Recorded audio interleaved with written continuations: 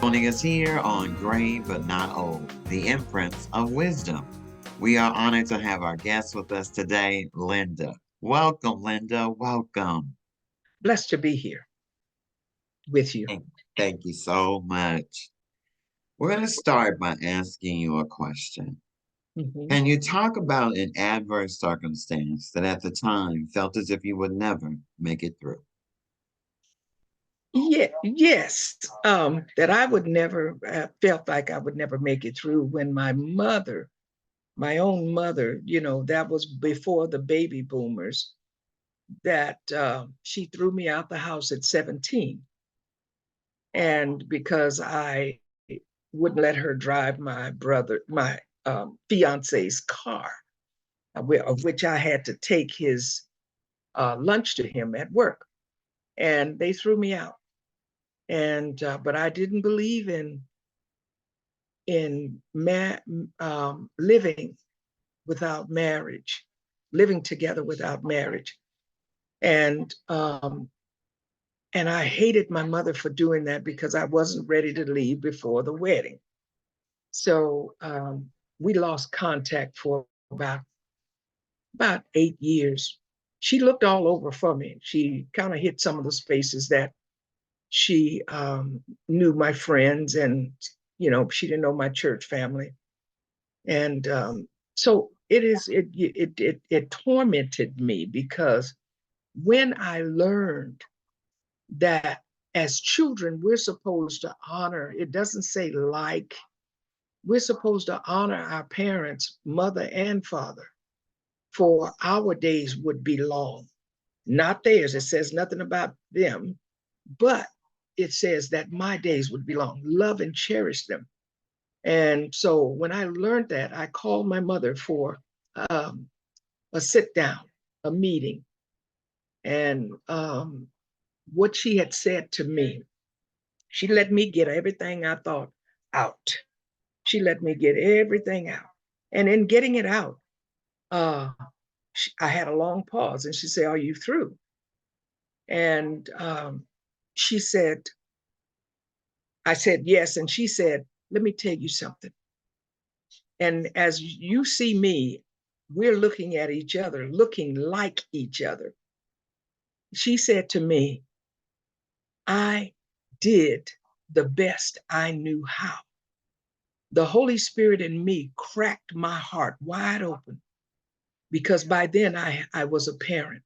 When she said that to me, that cracked my heart. I was able to forgive her because I didn't understand her. She did the best she knew how. And the B part to that, she said, "I love all of my children." And I said, "Oh, wow." By that time, it ended. A couple of tears fell. She's not a crier, and I was not either. But we both shedded a tear, and we hugged. She left, and I was on cloud nine after that. But our relationship from that point on was mushy kisses when we saw each other, and it was just a wonderful experience. She lived to be 96 years old, and I said, "Okay, if I look like her, then I got longevity too." But I learned to love my mother unconditionally. The second question is, when you hear the expression live, love, and laugh, what comes to mind? What comes to mind in that, I get tickled just looking at those words. To live life, you wait till you get uh, past 50.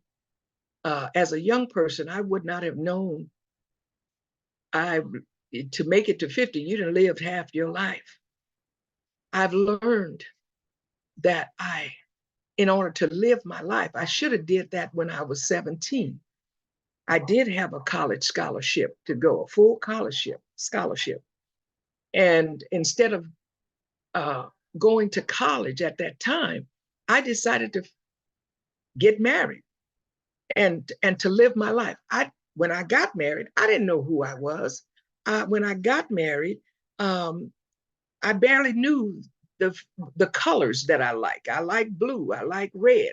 But the world told me of, BBWs, uh, big beautiful women, uh, not supposed to wear polka dots or things like that. They should never wear pink.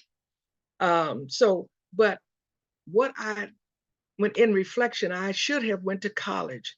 I should have established my business. I should have established all before becoming a wife, all before becoming a parent, knowing who I am as a young lady, knowing I needed to live my life. By the time I finished uh, undergrad, grad, and receiving a doctorate, I should have, I would have had that before I was 30. So at 30, I would have been mature enough.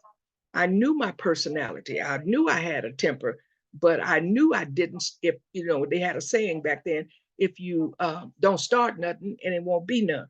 So I never started anything that came my way, but I learned to love. I learned to love people for who they are. When people show you who they are, you just need to believe it. So when I I lived my life after I got married.